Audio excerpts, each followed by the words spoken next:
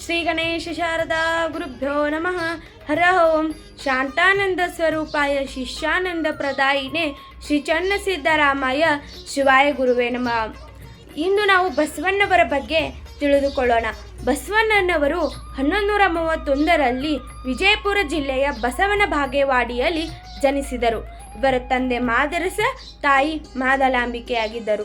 ಅದೇ ರೀತಿ ಇವರು 12ನೇ ಶತಮಾನದಲ್ಲಿ ಸಮಾಜ ಸುಧಾರಕರು ಹಾಗೂ ಕವಿಯಾಗಿದ್ದರು.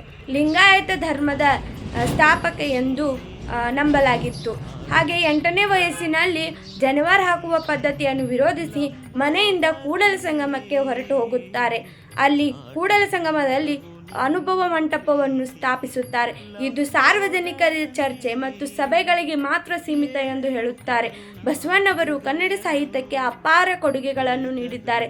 ಬಸವಣ್ಣವರು 1196ರಲ್ಲಿ ಕೂಡಲ ಸಂಗಮದಲ್ಲಿ ನಿಧನರಾಗುತ್ತಾರೆ. ಇವೆಲ್ಲವೂ ಬಸವಣ್ಣವರ ಚಿಕ್ಕ ಮಾಹಿತಿಯಾಗಿದೆ.